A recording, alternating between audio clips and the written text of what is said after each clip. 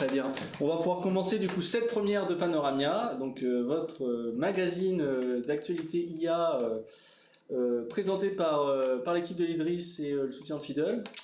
Aujourd'hui, je suis accompagné de Kamel, Pierre et Jean-Luc.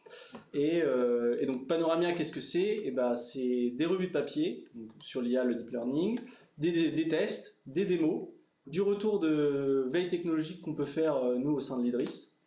Et voilà, c'est un format qui dure 1 heure en live, tous les vendredis, une fois par mois. Donc n'hésitez pas à communiquer ça à vos pairs pour qu'on soit le plus nombreux possible à suivre ces actualités. Et à nous faire remonter des idées. Oui, tout à fait. C'est un format qui va évoluer avec le temps, on va prendre en compte vos retours et on va essayer de faire l'émission la plus qualitative possible. Ouais. C'est soutenu par le CNRS, l'Amity et le futur réseau transverse concentré sur l'IA, sur l'aspect technologique et l'intelligence artificielle en général. Voilà. Donc, restez connectés, vous devriez avoir des nouvelles très bientôt. Petit mot, que chacun se présente, j'imagine. Allez, on va faire un tour de table. Pierre, tu veux commencer? Oui, bonjour à tous. Je suis Pierre Carnette, je suis actuellement dans l'équipe support côté IA. Donc, support utilisateur du supercalculateur Jonzay. Je travaille principalement sur des réseaux de vision et du NLP. Jean-Luc Parouti, donc de Fiddle aussi, quoi, et de l'Institut 3IA de Grenoble-MIAI, avec le projet FEIA, et puis de mon laboratoire CIMAP, qui fait des matériaux et de l'intelligence artificielle, bien sûr. Léo Nous, je travaille aussi au support sur la partie intelligence artificielle, de la veille techno, beaucoup de benchmarks, des tests et de l'aide aux utilisateurs évidemment. Et Kamel Garda, du coup, ingénieur en IA à l'Idris, ingénieur du PNRIA, donc j'interviens sur un certain nombre de projets pour aider au développement, au conseil, etc. Et j'interviens aussi dans les activités de l'Idris, que ce soit les activités de formation, comme peuvent être Fiddle ou autres. Voilà, donc une équipe de spécialistes un petit peu, et on va essayer de transmettre des choses le plus fidèlement possible. On va commencer par la première partie de cette émission avec les brèves de l'IA. Jean-Luc, si tu veux nous dire un petit mot. Des brèves, un petit peu de rêve. Alors, on va essayer de regarder un petit peu l'actualité petite et grande de l'IA. Alors, les trucs à la mode, avec la question du moment, est-ce que ChatGPT est un ami? Est-ce que ChatGPT est notre ami? Et là-dessus, ça marche bien, c'est super rigolo, on s'amuse beaucoup avec. Alors, on joue avec la version 3, parce que la version 4, elle est un peu corporate, il faut payer. Mais voilà. Alors, il y a eu quand même quelques trucs rigolos. Alors, par moi, ça m'avait fait rigoler, ça. J'avais mis ça dans un coin, comme ça, dans la catégorie brève, à cause de ChatGPT, un avocat américain cite des arrêts qui n'ont jamais existé. On se dit, bon, ils ne sont pas bien futés, ces avocats, sauf des avocats américains, etc. Mais c'est quand même incroyable. J'ai mis ça dans un côté, je me suis dit, on va quand même pas en parler, ça fait trop porte ouverte, etc. Et hier, on avait un repas de labo. Et puis j'ai une collègue qui me dit c'est quand même bizarre, j'ai déposé un projet ANR, j'ai caviardé un petit peu tout ce que j'ai pu, j'ai déposé un projet ANR et j'ai reçu un review, etc. Bien écrit, hein, mais c'était quand même bizarre parce que toutes les références qui étaient dedans sont fausses, n'existent pas. Alors on n'a pas la preuve que le reviewing a été fait avec ChatGPT, mais malheureusement, il y a un doute qui persiste. Il y a quand même un doute qui persiste. Bon, ça va remonter à la commission d'éthique de l'ANR. Et si c'est le cas, pour le coup, là, on est quand même sur un truc pas très fair-play et puis quand même carrément absurde. N'utilisez pas ChatGPT. ChatGPT, c'est causé, il cause très bien, mais il essaie de nous faire plaisir, quoi. Donc, s'il faut qu'il trouve des publis ou des trucs ou des machins, il va les inventer, quoi. Donc attention, c'est pas fait pour ça. Il y aura d'autres outils qui vont très bien marcher, mais là, pour l'instant, en tout cas, la version 3, surtout pas, quoi. Alors ça tombe bien, on parle d'éthique et de trucs comme ça, donc là c'est le sujet à la mode en ce moment, les sujets importants. Et donc ça c'était mardi, avant-hier, le Parlement européen a adopté, alors le chemin n'est pas fini, il faut que ça passe par la Commission, etc., mais le chemin est commencé sur la mise en place d'un cadre réglementaire autour de l'utilisation de l'intelligence artificielle. Alors je pense que ça sera l'occasion de revenir dessus, là. On en parle en bref comme ça parce que c'est vraiment l'actualité. Alors c'est largement adopté au niveau du Parlement européen. Et c'est un gros travail, c'est un travail qui a été commencé il y a plusieurs années, avec les choses qu'on n'a pas le droit de faire, qui sont vraiment tabous avec de l'intelligence artificielle, les choses qu'on peut faire mais auxquelles il faut faire un petit peu attention.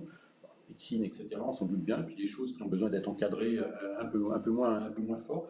Donc je pense qu'on reviendra. Voilà, c'est quelque chose de très important qui a vraiment du sens. Enfin, en tout cas, si on revient sur l'histoire de l'utilisation de ChatGPT pour faire du reviewing, si vraiment c'est le cas, c'est quand même voilà, on a quand même un gros problème. Donc voilà, il y a des choses qui se passent et on reviendra sans doute sur cette partie-là, une séquence un peu plus longue. Forcément. Alors ça, voilà, on quitte l'intelligence artificielle, mais quelque chose qui m'a amusé. Alors, mes petits camarades ne sont pas au courant de mes brèves. On découvre en même temps. Ils les découvrent en même temps. C'est le côté un peu vivant, et puis c'était pour pas qu'ils me piquent mes idées aussi. Dans Science, le Science du 9 mars, j'avais mis ça de côté. Alors on savait que les insectes savaient communiquer, ça avait été assez déstabilisant pour nos collègues philosophes, enfin voilà, finalement les insectes sont doués de langage, ils peuvent, il y en a même qui savent, les abeilles savent compter, on a trouvé des tas de trucs incroyables. Par contre, là il y a encore un tabou qui est tombé, c'est qu'ils communiquent, ils parlent, ils échangent, donc une abeille est capable de revenir à la ruche et dire, bah voilà, j'ai trouvé un super top champ de fleurs, d'ailleurs il y en a plein, grand comme ça, et puis à telle direction, à 30 degrés du soleil, à 500 mètres, etc. etc. Et donc elles dansent pour exprimer ça. Et on s'est aperçu que cette danse, ce langage, était quelque chose de socialement appris, transmis socialement. Donc il y a un apprentissage social chez les insectes. Alors le lien avec nous, c'est que l'intelligence est quelque chose qui s'apprend. Voilà, c'est l'apprentissage dans les processus cognitifs, les processus d'intelligence, c'est quelque chose d'absolument central parce que même chez les insectes, on a cet apprentissage social. Voilà. Donc on est vraiment sur un fondamental. Donc l'intelligence artificielle à base de réseaux de neurones et à base d'apprentissage est quelque chose de finalement peut-être universel ou en tout cas qui a vraiment sa place de manière très profonde. Un truc intéressant côté usage, le premier festival de films générés par intelligence artificielle. Alors on connaît DALL-E, Midjourney, on connaît tous les Stable Diffusion, etc. Donc générer avec un prompt des images, ça s'est passé, voilà, ça c'est vraiment classique. Ce qui arrive, ce qui se dessine si on peut dire, c'est faire ça pour du cinéma, voilà. Et un premier festival avec des choses tout à fait intéressantes. Alors c'est un festival, le premier prix c'est $10 000. C'est organisé par une boîte qui s'appelle Runaway qui a développé une solution de vidéo générative, on va appeler ça comme ça.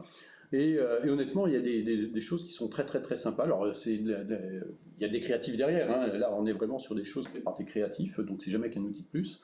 Mais avec des choses vraiment voilà, vraiment très intéressantes, très variées, etc. Avec des approches complètement différentes les unes des autres. Donc là, c'est pareil, on ne va pas rentrer dans le détail sur la manière dont c'est mis en musique. Ça pourrait être l'occasion de chercher les publications qui vont bien sur le sujet et puis de rentrer un peu plus en détail. Un exemple de vidéo. Alors cette vidéo, je ne sais pas si elle a été présentée dans le cadre du festival, mais c'est quelque chose qui tourne un petit peu. Voilà, on va faire tourner comme ça 30 secondes. Donc c'est des images très léchées. Là, on est sur quelque chose qui voilà, assez conforme aux images que l'on a habituellement. Un autre exemple, vous aurez les URL, hein, vous pouvez retrouver les URL. Donc là, par contre, ça c'était dans le cadre du festival, où là on est sur un gros projet, hein, on est sur un 13 minutes et qualité cinéma, vraiment qualité cinéma. Je ne sais pas si on peut avancer dedans, on va voir comment c'est. Allez, on va s'en faire 30 secondes pour voir un petit peu, mais avec des vrais personnages, un scénario, etc. Donc c'est jamais qu'un outil de dessin de plus, quoi. Est-ce que tu sais s'ils communiquent sur quels outils ils utilisent? Est-ce que chaque créateur... Alors il y a un très large panel. Comme ils disent, donc le festival a été organisé par Runaway, donc ils disent, bah voilà, si vous utilisez nos outils, c'est vachement bien et tout, mais vous n'êtes pas obligé. Donc il y a un panel d'outils qui est très large. Alors voilà, c'est dans notre to-do list hein, d'aller voir un petit peu comment ces créatifs se sont appropriés ces outils pour sur quel modèle ils se basent. Sur quel modèle ils se basent. Et, voilà. Alors il y a des stratégies, par exemple, où on part de quelque chose qui est filmé, donc un personnage qui parle, enfin qui se déplace.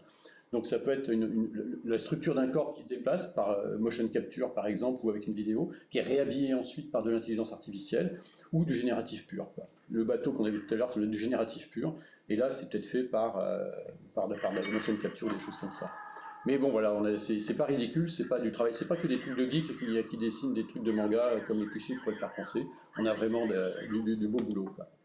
Mais juste avant que tu changes, c'est vrai que j'ai regardé plusieurs courts-métrages qui ont été proposés à la sélection et on se rapproche vraiment de ce qu'on fait dans le cinéma. Hein. Ah, complètement, ouais. C'est l'aspect visuel du coup est différent, mais au niveau de la créativité, on trouve vraiment ce qu'on a dans le cinéma. C'est impressionnant. C'est un outil extraordinaire. Imaginons ce genre d'outil entre les mains de gens comme, je sais pas, Moebius, pour les métabarons ou dans de David Lynch, etc. Enfin, je veux dire, c'est voilà. Donc ça va permettre vraiment de faire des choses avec des budgets.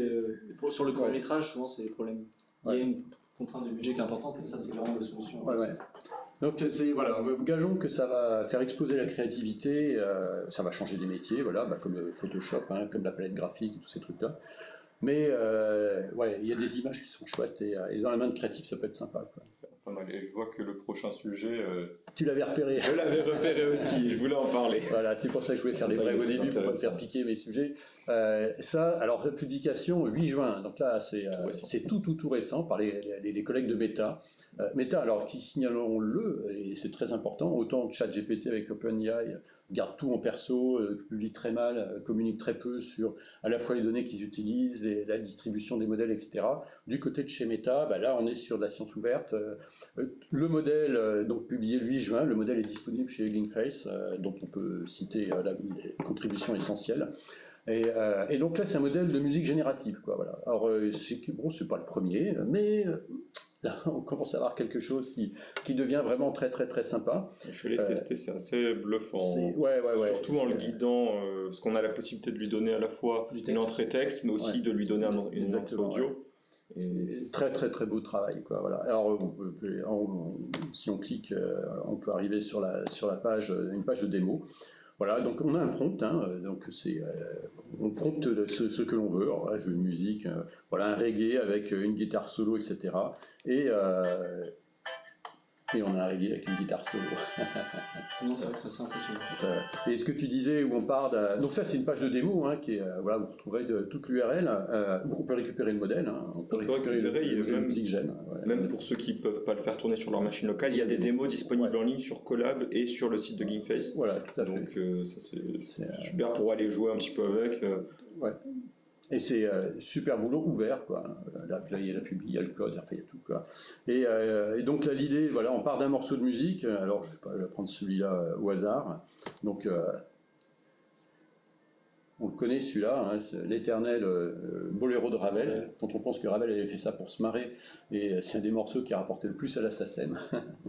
Ok, donc on a un thème comme ça musical, fait avec... 3 notes, avec piano ou n'importe quoi, et on va lui dire, voilà, je voudrais une musique années 90 avec une guitare électrique et du gros drum, et à l'arrivée, ça le fait.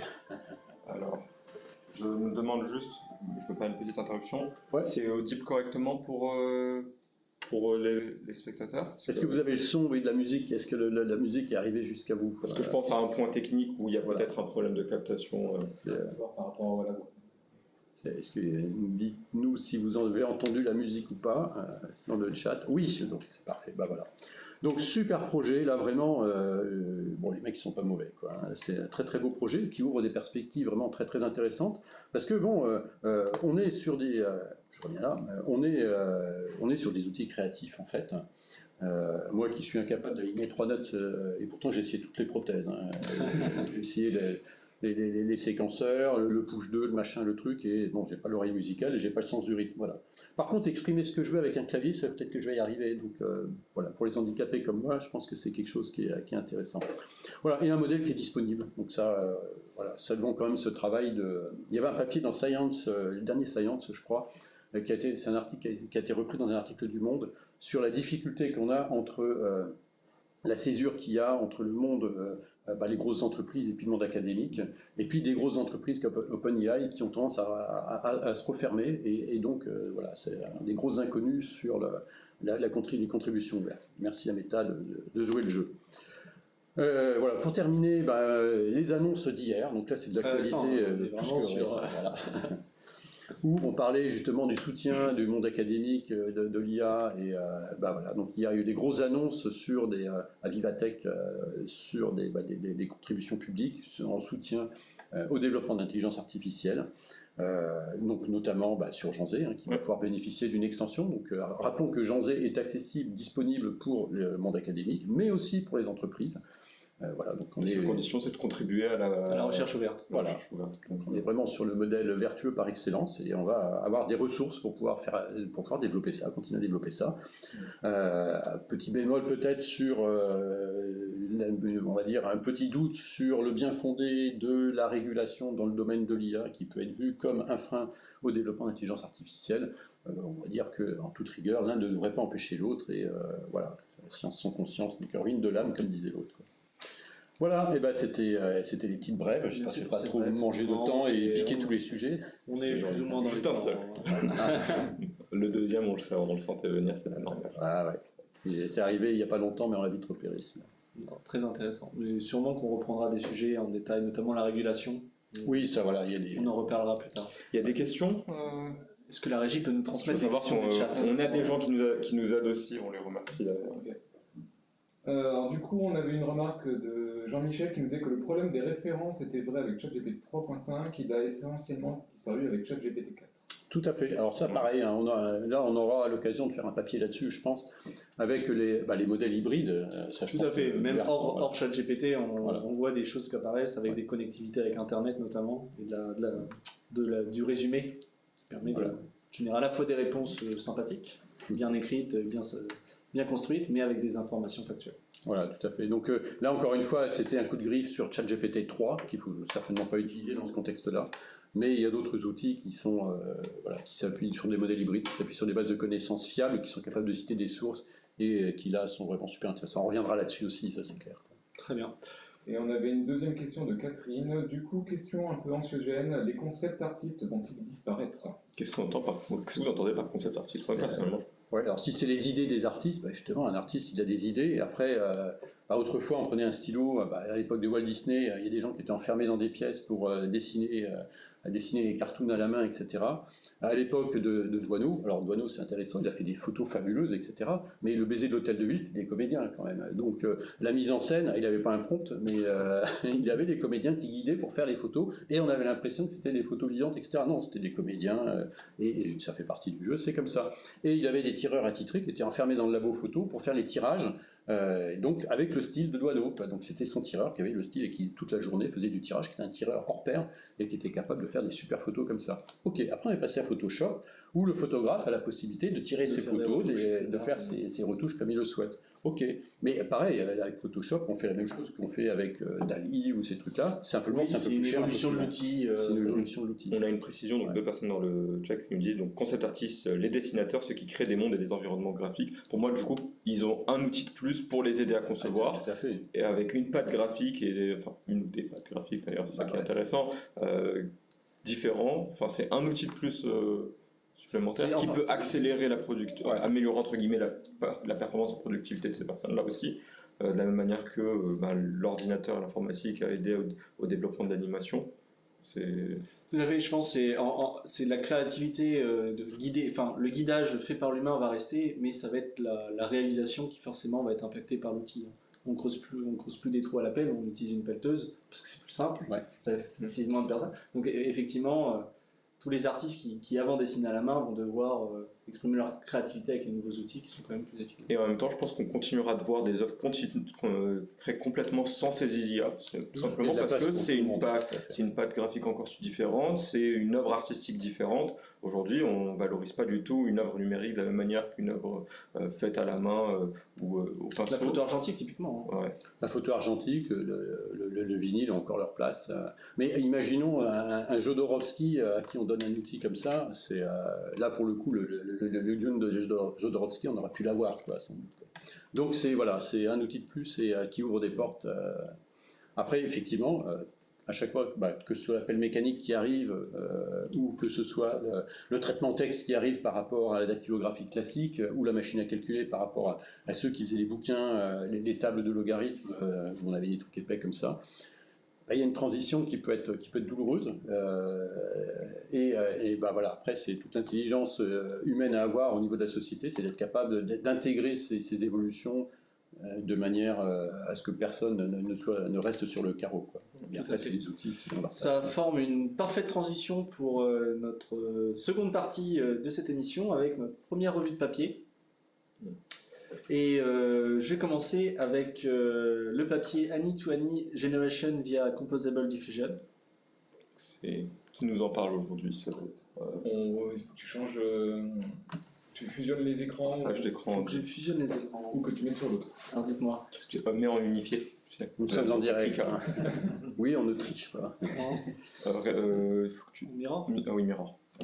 Et normalement, tu devrais pouvoir... Très bien. Est-ce que la régie valide? Très bien. Du coup, ce papier, c'est un papier qui est relativement récent, qui date d'il y a un mois. Alors, j'en parlais, hein, il y en a d'autres similaires à celui-ci. Mais c'est un papier qui propose donc, la Composable Diffusion, donc, avec un modèle qui s'appelle Cody, qui réalise de la génération à partir de n'importe quelle modalité vers n'importe quelle autre modalité. Donc on est vraiment en cross-modalité, que ce soit en input ou output. Là, je vous présente la petite démo qu'il propose. Donc c'est vraiment, on va pouvoir donner n'importe quel guidage, que ce soit du texte, de l'audio, une image, une vidéo, et on va pouvoir faire une génération soit dans la même modalité, avec une variante, soit sur quelque chose qui n'a rien à voir. Donc là, on peut voir dans l'exemple, en donnant une image de Times Square, une phrase et un son, on va pouvoir générer une petite vidéo d'un ourson qui fait du skateboard. On peut imaginer dans Times Square, du moins ça y ressemble plutôt pas mal. Ce modèle, comment il se construit? Donc c'est plusieurs entraînements de diffusion modèle ou parce que c'est les plus utilisés en ce moment, mais ou d'autres modèles génératifs qui ont fait leur preuve pour chaque modalité individuelle. Donc on peut imaginer que pour le texte on va utiliser un LLM par exemple, mais que pour l'image on va plutôt sur un diffusion modèle classique ou un GAN ou un VAE ou n'importe. On va plutôt se prendre sur quelque chose de là qui va construire notre base pour notre génération. Et ce qu'on va faire, c'est pour avoir un peu cette cross-modalité dans tous les sens, on va tout aligner sur un espace latent, donc au centre, qui va plus ou moins être un espace latent de textuel, parce que c'est ce qu'il y a de plus simple. Les datasets, par exemple, d'images et de sons, on en a relativement peu, alors que des datasets de texte et de son, ou de texte et d'images, on en a beaucoup. Et c'est ça qui va être intéressant, c'est qu'avec ce principe-là, on va pouvoir profiter de l'intelligence un peu de toutes ces modalités pour compenser un peu ce manque de datasets. On va réussir vraiment à faire le bridge. Tout ça grâce à un espace latent commun. Si je vous montre le papier. Voilà. Alors typiquement, là vous avez les trois grosses étapes, on va dire, les 3 stages pour la réalisation de ce modèle, avec du coup donc un pont, un bridge, qui sert à tout aligner sur un espace latent textuel, donc avec un texte encodeur, qui va nous permettre d'entraîner à la suite nos différents modèles de diffusion. Ensuite, on va faire la joint generation, qui en fait, là, à l'étape d'avant, on a entraîné nos modèles un peu séparément, tandis que à la second stage, on va essayer que les générations qu'on produit soient alignées entre elles. C'est-à-dire qu'il n'y ait pas trop d'écart entre une génération, en partant d'une input identique, qu'on n'ait pas trop d'écart d'alignement entre une image et du texte. Et évidemment, à l'inférence, on va pouvoir être capable de récupérer n'importe quel input, n'importe quelle modalité, passer dans l'encodeur adapté, le mettre dans l'espace latent de base textuelle commun, et ensuite réaliser n'importe quelle diffusion dans la modalité qu'on souhaite. Voire, en l'occurrence, plusieurs modalités. Je vais essayer de vous trouver quelques exemples d'inférences, de réalisations qui ont été faites. Évidemment, je ne peux pas vous jouer le son depuis ce PDF, mais imaginez qu'en donnant ces différents guidages, contrairement à ce qu'on a l'habitude de faire avec DALL-E, Imagen ou n'importe quel autre modèle, le modèle de génération musicale, là on va vraiment pouvoir donner plusieurs guides, notamment sur des... là, l'exemple qui est donné dans Cody a 5-6 modalités différentes, mais on pourrait imaginer à l'avenir en rajouter plus. L'odeur, par exemple, on pourrait très bien imaginer encoder l'odeur. La Madeleine de Proust. Tout à fait. Encoder l'odeur. Ce qui permettrait en fait de faire un alignement, un guidage plus fin sur notre génération, tout simplement parce que décrire une odeur de manière textuelle ou avec une image, c'est plus dur que la décrire juste en la sentant. Évidemment, c'est l'informatique, il y aura un encodage, mais l'idée est là. Et donc, ça permet vraiment de faire des choses plutôt sympas. Il y a d'autres modèles qui existent, de modèles de papier qui sont sortis à peu près sur la même période, qui font des méthodologies différentes, mais globalement, l'idée commune reste d'avoir un espace commun, on va dire, entre les différentes modalités, pour profiter des avantages et des informations de chacune, et permettre des réalisations plutôt correctes. Rapidement, vous pourrez aller voir directement dans le papier. mais les résultats sont plutôt bons. À part le papier et quelques exemples, le code est disponible, il y a une démo. Il n'y a pas de démo disponible facilement, D'accord. mais le code est disponible sur GitHub. Sur GitHub, donc le lien avec le papier. Et les poids aussi? Comment? Les poids du modèle sont disponibles? Je peux pas vous dire, j'ai pas regardé. Euh, Mais ce qui va être dur, j'imagine, c'est l'entraînement, parce que c'est un entraînement qui demande plusieurs modalités. Et puis, Donc il y a un travail, datasets qui sont pas courants aussi. Ouais. tout à fait, il y a un travail de data analyst important à mettre en place pour préparer ces données. Et puis on se retrouve, c'est des modèles de génération, donc on se retrouve toujours avec les problèmes d'alignement avec ce qu'on souhaite obtenir de notre modèle à la fin, qui peut être difficile. J'en profite pour le dire pour tout le monde. À la fin de ce live, en description de la vidéo, de la rediffusion, vous trouverez toutes les sources qu'on a utilisées. On les communique pas pendant le live parce que La technique est en train de se mettre en place. voilà. Mais disponible en description à la toute fin. Voilà. Est-ce qu'il y a des questions dans le chat ou est-ce que vous avez des questions? Vous voulez interagir avec ce papier? On t'enverra une musique. On pourra faire la diffusion. Très bien. Et ben dans ce cas, je vous propose d'enchaîner directement avec notre rubrique les tests de l'Idris. Donc une rubrique qui va parler de sujets qu'on traite à l'Idris, que ce soit en veille techno ou à travers les différents projets qu'on réalise, soit en termes de support sur Jean Z ou au sein de projets du PNRIA ou de la recherche personnelle qu'on peut faire à côté, etc. On va commencer par PyTorch 2.0. Voilà, c'est moi qui vais vous présenter donc, les tests que nous avons réalisés sur PyTorch 2.0. Alors, donc ça fait un petit moment que c'est sorti déjà, je ne sais pas si beaucoup d'entre vous ont eu l'occasion de tester. Alors un instant, juste ce n'est pas la bonne sortie qui est renvoyée, là c'est mon écran. Ouais. Ça c'est bien. Oui. On va progresser en technique. Ne vous inquiétez pas. Alors, Hop, partage d'écran. hop, tout va bien. Excusez-moi. Voilà. Donc, c'est sorti déjà il y a un petit moment. Je ne sais pas si vous avez eu l'occasion de tester. L'avancée majeure qui est vendue avec donc cette changement de version, c'est l'utilisation d'un point compile qui est disponible. Alors le point compile, ça se rapproche de ce que vous aviez sur TensorFlow, donc le point JIT. Donc c'est un just-in-time compilation. C'est-à-dire que c'est plus vraiment du code Python, c'est transcrit en code binaire qui est exécuté et c'est beaucoup plus rapide. Donc vous avez possibilité d'utiliser le point compile sur des fonctions ou des modèles, donc des modules PyTorch typiquement. Alors, donc pour réaliser leur test de performance, PyTorch nous parle donc de certains modèles donc, de transformers Hugging Face qui ont été à la base de leur benchmark, de certains modèles de la librairie Team et également de certains modèles de Torchbench.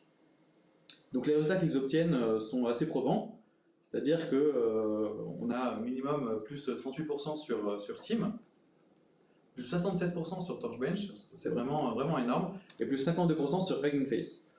Faut savoir qu'obtenir des performances aussi exceptionnelles à un stade avancé de deep learning, c'est quand même assez probant, puisque il y a déjà des optimisations encore très subtiles qui sont déjà sorties et utilisées couramment dans les versions antérieures. Donc c'est vraiment quelque chose qu'ils peuvent communiquer dessus parce que c'est impressionnant. Voilà. Ouais, c'est pas une nouveauté cosmétique, quoi. Non, Et- ouais, ils ont vraiment, un on gap. sent le 2.0, Alors, c'est voilà. signifie vraiment quelque chose. Il est vraiment justifié pour le coup. Donc, voilà. Quelques retours sur les performances qu'on a pu observer nous en interne à l'Idris, si tu en as. J'ai un retour et j'avais surtout. Non. Alors, oui, je vais passer sur le retour du coup. Donc, j'ai lancé quelques runs pour essayer d'explorer. Est-ce que tu peux zoomer un petit peu, Pierre? Voilà. Merci. Alors, j'ai fait quelques runs donc, pour essayer donc, de comparer les performances qu'on pouvait obtenir. Alors, il faut savoir que donc, le point compile propose différents back-ends. L'idée du point compile, c'est ils obtiennent le graphe de compilation donc, du modèle, le graphe d'exécution du modèle, pardon, et ils essaient donc de faire des optimisations dans ce graphe-là pour obtenir une exécution qui est très rapide et surtout après ils passent du coup en langage bas niveau, donc CUDA, binaire, quelque chose comme ça, qui fait qu'à l'exécution c'est très rapide, c'est plus d'interpréter. Donc voilà, et donc il propose différents backends. Les backends sont responsables de l'acquisition du graphe et de l'optimisation de celui-ci. Alors tout d'abord, on a pris une baseline. Donc, alors j'ai fait tourner donc un BERT sur 20% de IMDb. Et donc on peut d'abord comparer donc, par les temps d'entraînement. Tout d'abord, on vérifie que les accuracies sont toutes valides, donc on est vraiment sur des choses au-delà de 90%, sur 20% du dataset. En même temps, BERT est un peu trop gros pour la tâche, mais l'idée c'était de faire un bench. Donc, on valide tout ce que le modèle a appris, et ensuite on peut comparer donc, en temps d'entraînement. Alors, en temps d'entraînement, donc sauf pour les runs qui n'ont pas été jusqu'au bout, on peut voir que il y a simplement l'utilisation de PyTorch 2 sans le point compile qui est meilleure que la baseline. Donc on se dit, qu'est-ce que c'est que ça? Moi, on m'a vendu des paires qui étaient meilleures, je ne comprends pas. C'est parce que du coup, le bench est mal dimensionné. Le temps de compilation est non significatif plutôt voilà, par rapport il y a un overhead de compilation qui est bien trop important par rapport au gain donc, à chaque step. Donc ce serait plutôt quelque chose qui s'utiliserait pour des modèles un peu plus grands, enfin des modèles ou des apprentissages un peu plus longs. Aux apprentissages plus longs. Par exemple, je sais que je l'ai fait tourner aussi sur l'entièreté de IMDb, et là on a un gain qui est de 1 minute à cette fois-là. Mais donc à partir de 1 demi-heure d'entraînement, pour un modèle de cette taille-là, on a déjà des gains. Alors c'est dû à quoi? En fait c'est dû au fait que donc, la compilation se fait lors de la première step de l'apprentissage, et donc c'est là où il y a un overhead très fort, et après les steps ont un temps diminué. Donc on peut comparer au niveau du coup du temps de chaque step, donc sauf pour pareil les deux runs qui n'ont pas été jusqu'au bout parce que j'ai eu un CUDA out of memory donc, sur les runs. Donc il n'y a que la première step qui est restée, qui est donc très longue. Donc on voit que la baseline avait un 0,45 secondes par step. Donc on est d'accord que pour comparer ça, j'ai des batch size qui sont identiques. Voilà. Et donc PyTorch 2 a un temps de step qui est donc un peu meilleur que la baseline. Et là, on peut voir que donc, sur différents backends, alors peut-être que j'utilise des backends qui ne sont pas adaptés à mon modèle, parce que j'ai deux backends qui ne font pas vraiment de gain.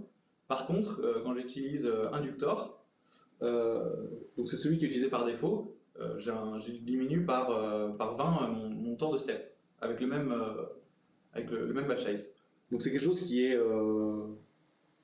impressionnant, mais on rejoint les paires qui étaient annoncées donc sur les benches. Je te rejoins sur les performances obtenues. J'ai obtenu à peu près la même chose similaire. J'ai pas de graphe à vous montrer, mais bon, sur des modèles, j'ai testé ça sur des modèles beaucoup plus raisonnables, plus petits, un ResNet entraîné sur un Cypher 100. Et pareil, je constate que la première step était 10 fois plus longue, tandis que les suivantes étaient sensiblement plus courtes, pareil, 10 fois plus courtes. Donc on a ce vrai problème sur cette première step, parce que c'est celle de compilation. Mais si en théorie, vu que c'est ce qu'on fait de toute manière en deep learning, on fait à cette step, c'est rentabilisé au bout d'un certain temps. Oui, donc à partir du moment où on n'est pas sur un tout petit modèle, enfin un tout petit apprentissage, on a un bénéfice qui est objectivement ici. Est-ce que sans le point compile, on a quand même des gains sur l'optimisation de kernel ou qui aurait pu être ajouté par juste Torch 2 Oui, on a quelques gains. C'est ce que j'avais montré au tout début. Donc sur le temps d'entraînement, on observe que c'est quelques secondes, mais c'est sur un entraînement de... Oui, mais ça permet de constater Il y a quand même des optimisations en dehors du point compile. Alors, petite mise en garde sur le point compile, si vous passez vraiment à un modèle qui est très très gros et qui ne tient pas juste un modèle sur un GPU, là il va falloir faire des optimisations peut-être différentes parce que le point compile ne gère pas bien, en tout cas avec ce que j'ai testé, ne gère pas bien les communications entre GPU, ou même les communications tout court du modèle. Donc si vous voulez faire du parallélisme de modèle, c'est pas encore optimisé. Il y a quelque chose qui est quand même pensé pour ça, je crois que c'est l'utilisation d'une autre option qui s'appelle Full Graph. Donc voilà, j'ai pas encore testé de modèle avec du pipeline parallélisme, mais si vous avez un modèle trop gros pour le jouer sur un GPU, essayez Full Graph. En tout cas, c'est très prometteur. Il y a quand même un autre point d'attention.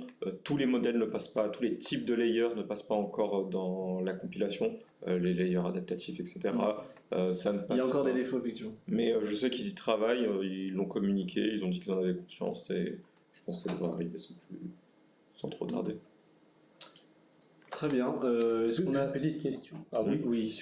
Dans la version, dans cette version 2, est-ce que Lightning est présent, bien intégré? Il y a des Ça, je évolutions? peux y répondre. Je suis en train de faire des tests dessus en ce moment. Mhm. Lightning a fait beaucoup de changements cassants par rapport à ses versions d'avant. On est passé vraiment sur Lightning 2, donc avec des changements de dénomination, des changements Ouais, donc il y a tous les d'API. changements de nom. Donc ils ont vraiment profité du changement de Torch, qui est leur base, pour vraiment tout refaire sur les erreurs qu'ils avaient d'avant. Il y a quelques erreurs vraisemblablement. Là encore, sur certaines couches de modèles, ça fonctionne pas tout à fait, sachant que c'est un wrapper, donc la compilation à travers le wrapper peut pas forcément bien se passer. Mais de manière générale, je pense qu'avec les prochains correctifs, on reste sur Lightning, ça donne toujours un avantage d'écriture. Ouais. Et on peut profiter encore de cette augmentation de vitesse avec la compilation. Mais c'est des benches que je ferai sûrement cet été ou en septembre. Ouais. Lightning étant à PyTorch ce que Keras est à TensorFlow, quoi. Donc ça rend la chose utilisable, quoi. Je suis méchant. Oui, ça simplifie. Je vous recommande. Ça structure le code et Lightning est vraiment utilisé. Est-ce qu'on a des questions dans le chat? On a juste une remarque tout à fait objective, propre le MLflow d'un certain Atim. D'accord, très bien. Eh ben, merci du compliment. Je vous propose de passer au prochain test de l'Idris, qui est un optimizer. Oui, je vais en parler un petit peu. Donc ce sera mon écran est prêt au partage maintenant. Voilà. Alors il s'agit d'un optimizer du nom de Lyon, je le prononce en français, qui est issu d'une publication en collaboration de Google et de l'UCLA, la publication au nom Symbolic Discovery of Optimization Algorithms, dans lesquels les chercheurs se sont attaqués au test systématique d'un certain nombre de types d'optimiseurs pour déterminer des comportements liés à ces optimiseurs, des performances, etc. Et il en est sorti un point intéressant, cet optimiseur Lyon, comme il le nomme, qui montre des performances assez intéressantes. Alors, pour expliquer rapidement le fonctionnement de cet optimiseur, il va être surprenant, mais ce qui est fait, c'est que lors des steps, à chaque step, on évalue donc la loss. Après cette loss-là, on évalue le gradient, et en fait, on ne fait pas une mise à jour par rapport à tout le gradient, on prend juste la norme, la direction de ce gradient, et c'est tout. Et on lui applique bien sûr un facteur de learning rate, mais on ne prend plus la valeur exacte du gradient, on prend juste sa norme. Voilà. Enfin, on prend juste la direction du gradient pour définir la direction d'évolution des poids des neurones.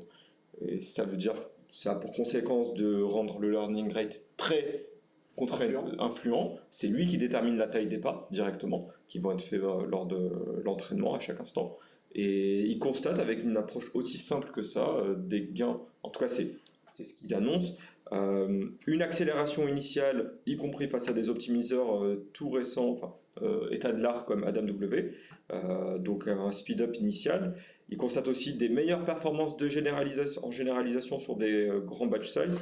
Si je peux retrouver, c'est un peu plus bas, je crois que c'est là. Alors là, on a, alors bien sûr, ils ont testé ça sur un certain nombre de datasets et de modèles, des Vision Transformers, des ResNet, etc.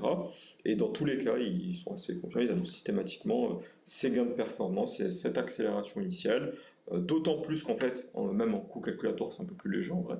Donc plus rapide à converger, plus rapide à l'exécution. Après, à l'exécution, ça reste, je pense, assez marginal, mais pour le coup, le gain, il est vraiment sur cette accélération, sur cette super convergence initiale.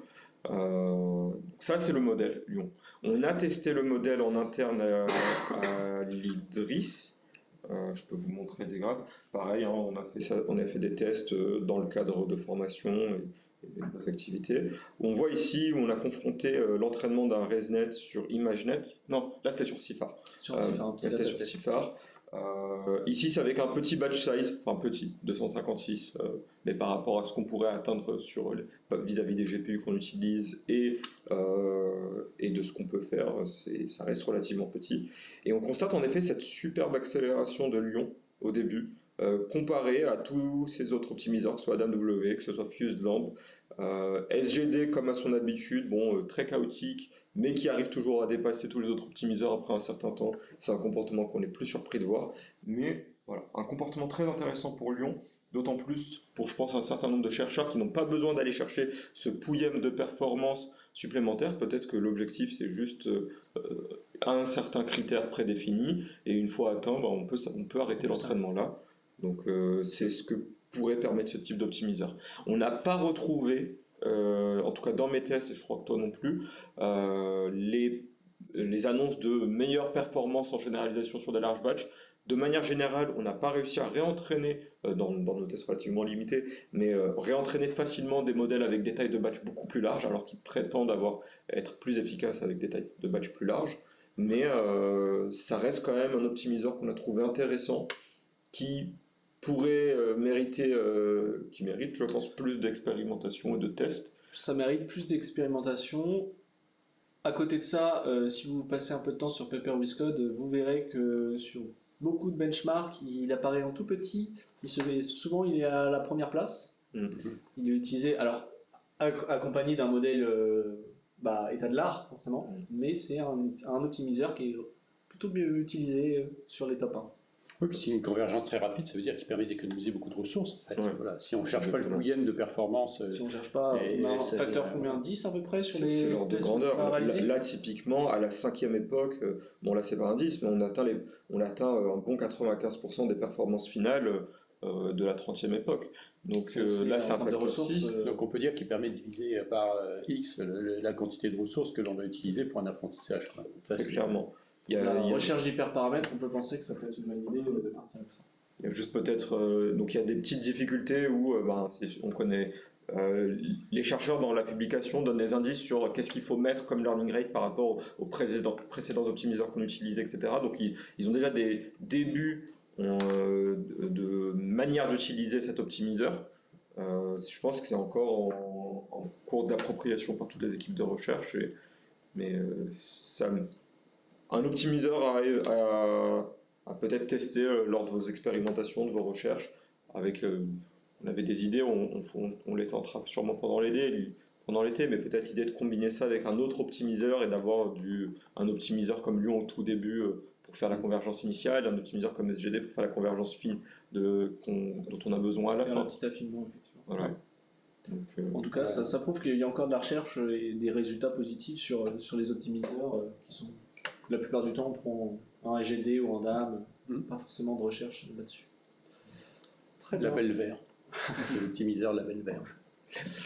Vous avez d'autres remarques là-dessus? Non. Très bien. Je vous propose de rapidement faire un point sur Bloom Chat, qui est la version chat de Bloom. Malheureusement pour nous aujourd'hui, la démo accessible sur Inface n'est pas accessible justement. On ne pourra pas vous faire un exemple en live, mais elle devrait remarcher d'ici peu, j'imagine.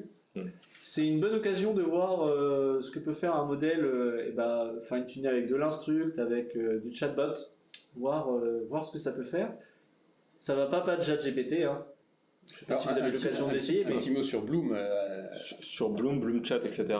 Pourquoi on aime beaucoup parler de Bloom à l'Idris? Tout simplement parce que c'est sur Janzé que ce modèle a été entraîné. Donc, c'est un LLM, un grand modèle de langue, open source, ouvert, porté par Big Science. Un projet couvert, coopératif, international. Avec à peu près 2000 chercheurs qui ont participé de près ou de loin, effectivement. Mais voilà, c'est vraiment avant l'émergence de Llama et de tous les autres qu'on suivi par la suite. C'est très rapide l'évolution sur les modèles ouverts.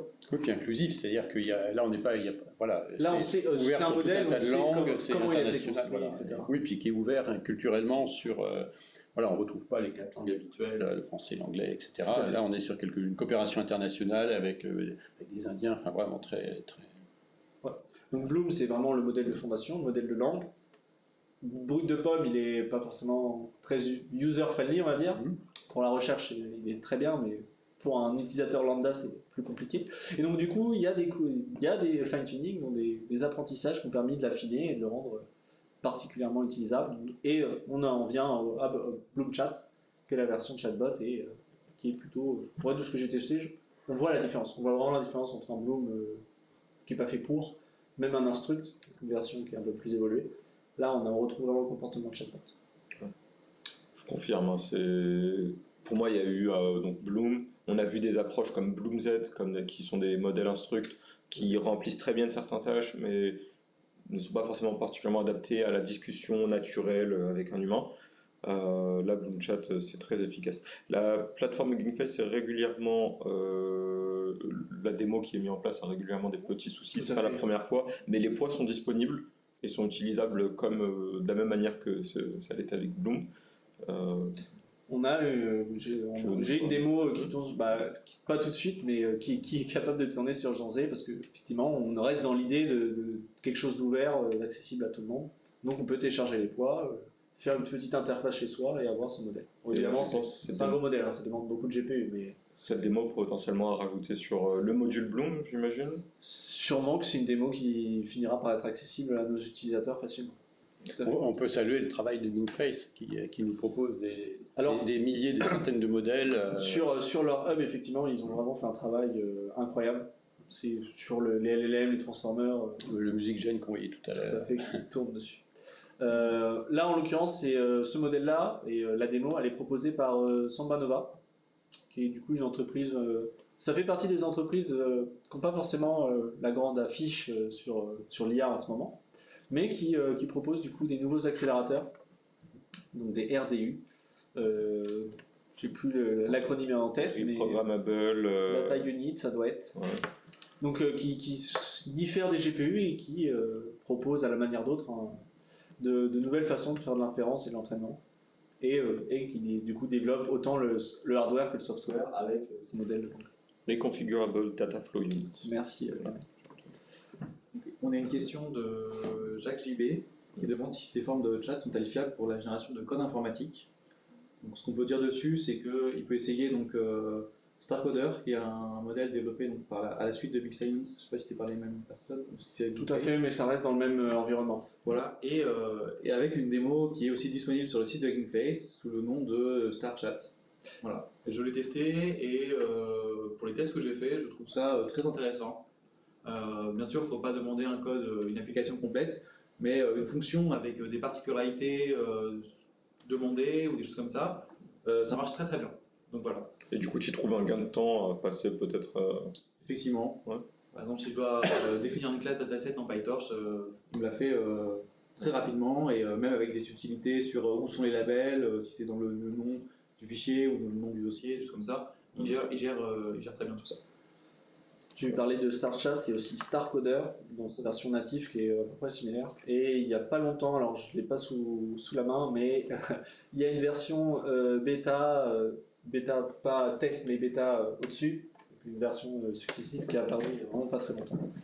Qui là encore, c'est de la génération de texte. Ça ne remplacera pas tout de suite les informaticiens et les programmeurs, mais ça peut être un outil d'aide agréable. C'est comme nos IDE enrichis, ça va venir enrichir progressivement nos IDE avec des templates. On a déjà vu des assistances qui nous aident au quotidien pour développer, et je pense que ça va venir. Comme ce que je disais par rapport à la créativité, donc sur les films ou sur la musique, je pense qu'on aura aussi le même effet sur la programmation. On n'aura plus des informaticiens qui codent, qui charbonnent, si on peut dire, qui écrivent beaucoup de lignes. On aura vraiment des informaticiens, enfin des développeurs qui réfléchiront sur l'architecture logicielle. Et le travail humain, un peu la labeur, sera sous-traité à l'IA. C'est une tendance qui commence depuis très longtemps, hein, avec Emacs. Alors, je ne sais pas si vous voulez rigoler, mais Emacs c'était très bien. Et avec VS Code, on a des tas d'outils qui se sont surajoutés comme ça. Et on va enrichir ça, comme tu dis, Kamel, avec des outils génératifs qui prendront en charge effectivement le charbonnage du code. Toute la partie. Voilà. Et qui trouveront les erreurs aussi, parce qu'il y a des démos très intéressantes qui sont faites régulièrement. On donne un code. Et on demande au système de trouver, enfin au modèle de trouver des failles, des erreurs ou des choses comme ça, et ça marche très très bien aussi, il y a des résultats bluffants. Très bien. Je vous propose de passer à notre deuxième revue de papier. On va faire relativement rapidement parce que je crois qu'on a une démo. Est-ce que tu peux nous en parler, Pierre? Je vais vous en parler. Donc on va parler de User Controllable Latent Transformer. Donc c'est un papier qui est sorti il y a pas très longtemps. Enfin, si, pardon. Il est sorti l'année dernière. Oui, c'est il n'y a pas très longtemps non plus. Il n'y a pas très très longtemps non plus.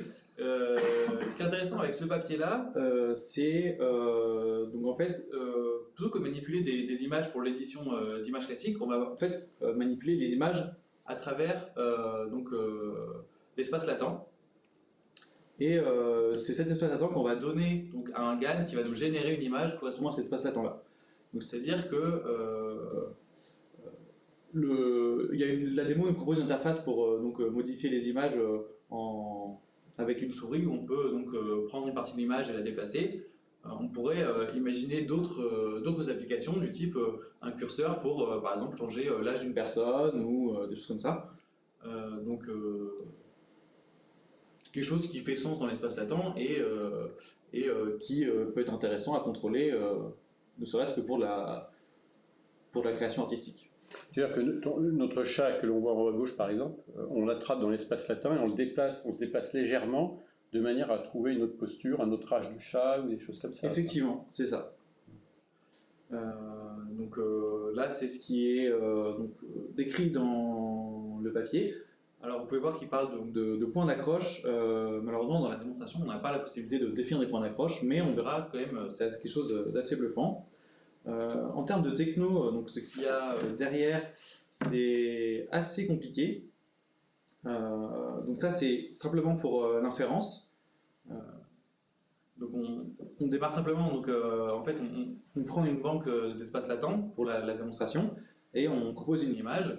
Et ensuite, l'utilisateur fait une manipulation de cette image-là et on repasse donc avec un latent transformer. On redéfinit un espace latent qui correspond aux modifications faites par l'utilisateur. Ensuite, on a un deuxième style GAN qui va venir générer l'image à la suite. Et en termes d'entraînement, c'est plutôt très compliqué. Vous voyez qu'il y a le modèle, on ne sait même pas où est l'entrée, typiquement. Et donc on a l'architecture classique de transformer ici, mais transformer encodeur et décodeur qui sont là. Mais derrière, sur la manipulation des données d'espace latent, c'est quelque chose qui est vraiment pas classique qui a été fait. Donc voilà. Et donc pour la définition de l'entrée utilisateur, il y a aussi quelque chose qui a été fait en Optical Flow Network. Donc on essaie de définir un flow de transformation, donc quelle partie de l'image devra être transformée et plutôt dans quel sens dans l'espace latent. Et donc c'est quelque chose qui est donné donc, au StyleGAN après, enfin au latent transformer qui prend en compte pour la nouvelle image. Donc pour ce qui est de la démo, alors il faut savoir que le modèle a été entraîné sur 5 datasets différents. Donc un dataset simplement avec des images de personnes, un dataset avec donc des images d'animés, de voitures, de chats et d'églises. Alors c'est assez intéressant. On peut prendre, il y a quelque chose qui est très bluffant aussi avec ce modèle, c'est qu'on peut changer le style. Donc on a par exemple une personne et on va simplement toucher à l'espace latent, mais on va essayer de ne pas changer la structure de l'image.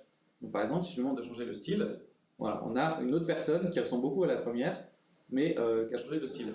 Ça marche également beaucoup avec les chats.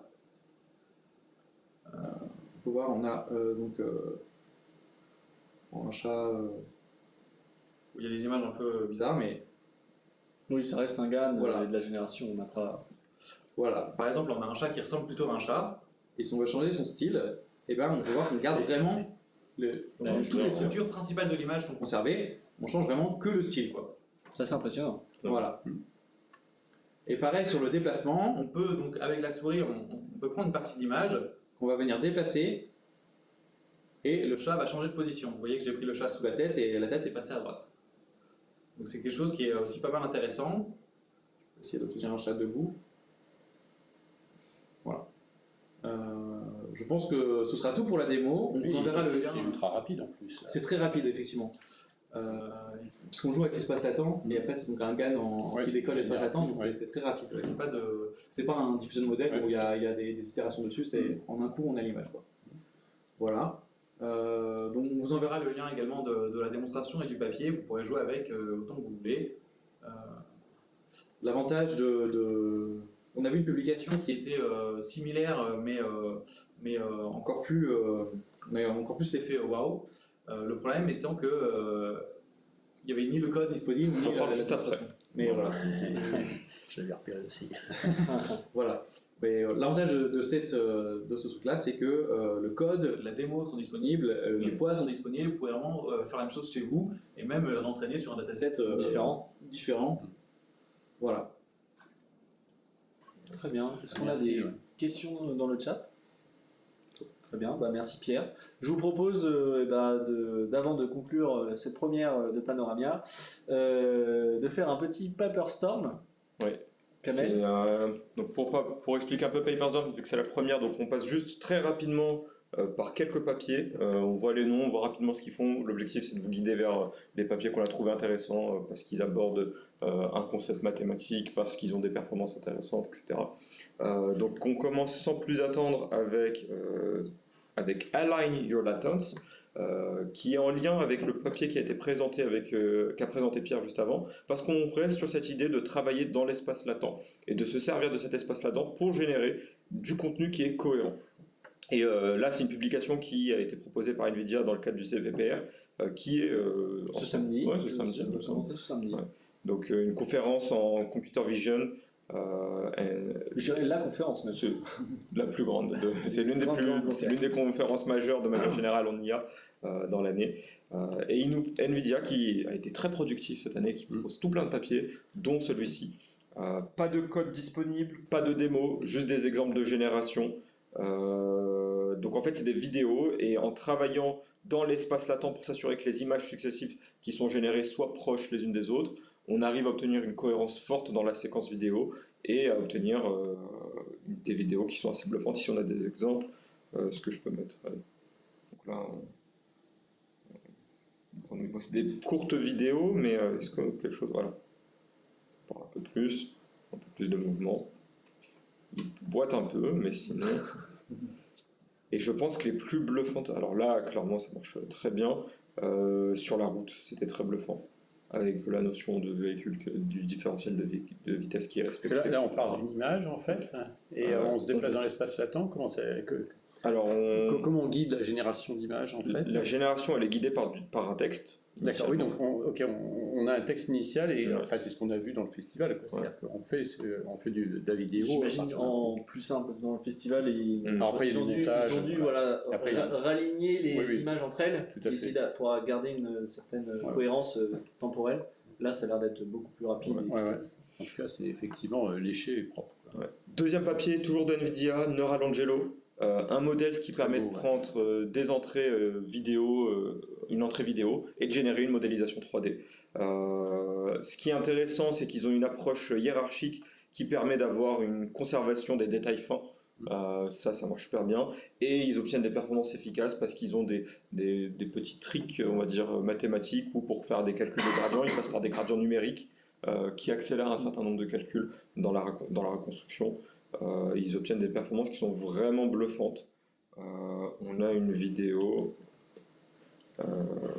si je peux la mettre en plein écran. Un instant, je vous l'offre depuis.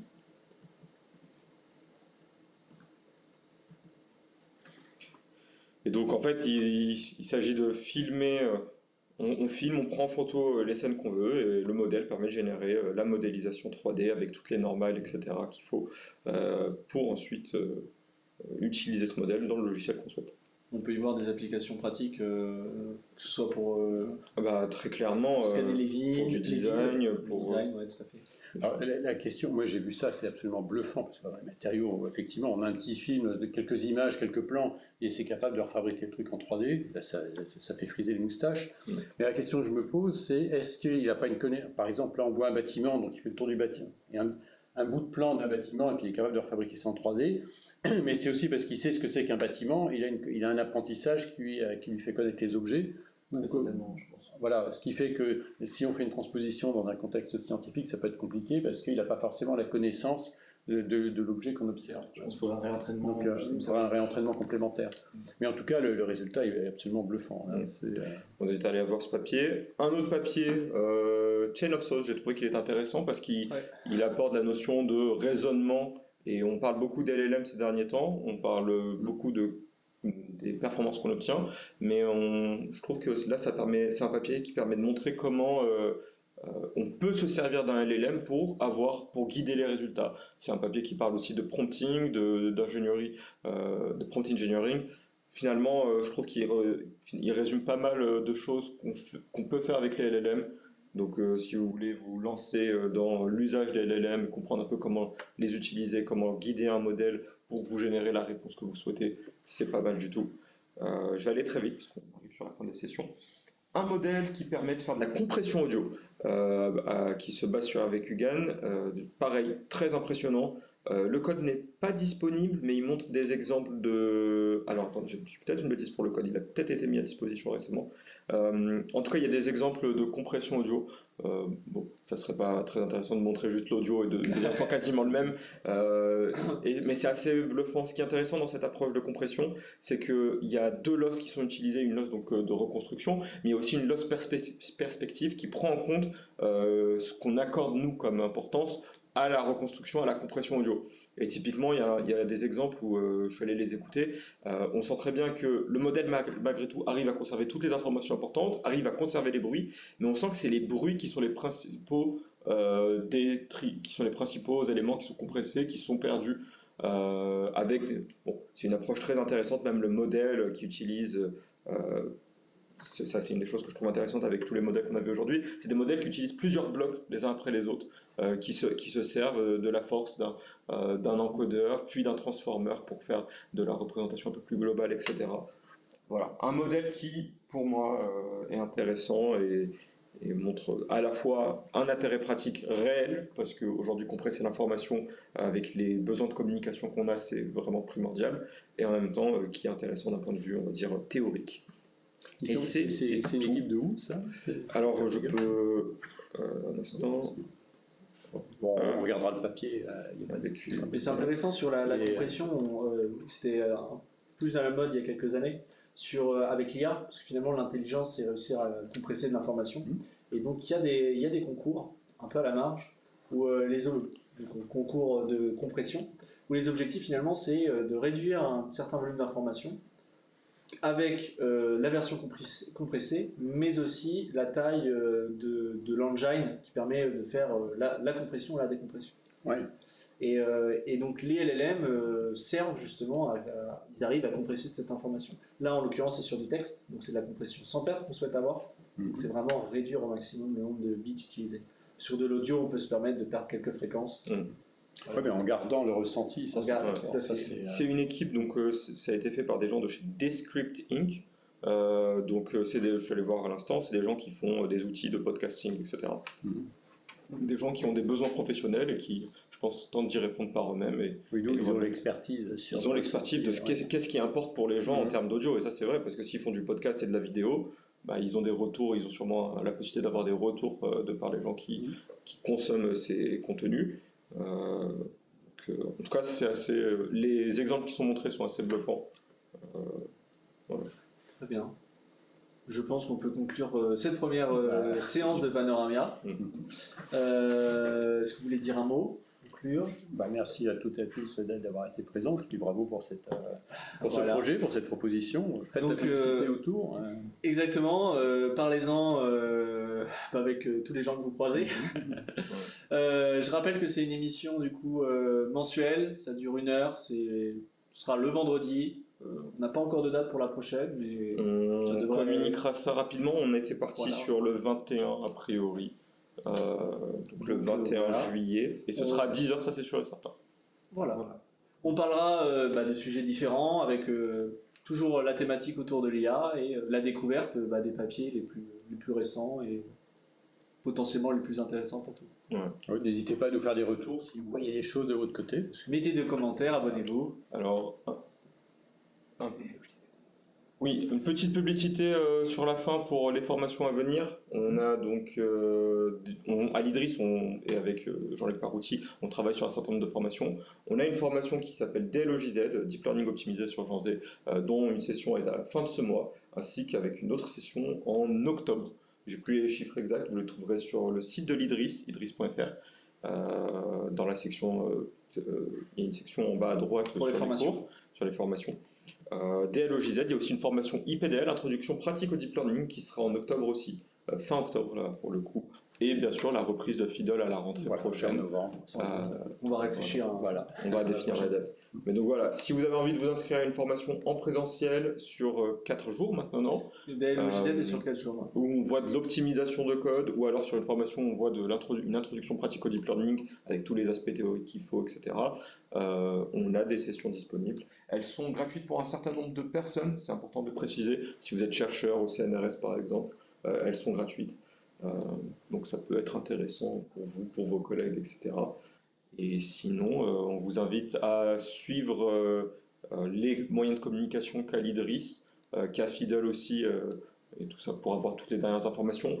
Pour cette première, on a envoyé pas mal de mails à différentes listes. On évitera à l'avenir de spammer de cette manière toutes les listes. C'était pour cette première, pour lancer C'est l'émission. pas du spam, c'est de l'information. C'est de l'information aussi. Voilà. C'est la seule manière, c'est la manière Voilà. de toute manière d'atteindre les gens la première fois. Voilà. Mais pour vous éviter d'envoyer trop de mails, on vous invite du coup à suivre cette chaîne, à suivre les communications de l'IDRIS sur son site et sur les flash infos. Et comme ça, Et à rejoindre le futur réseau sur l'IA. C'est vrai. Qui devrait démarrer, on va dire, à la rentrée. Quoi. Très bien. merci beaucoup. Merci beaucoup et à bientôt. Au revoir. Et merci.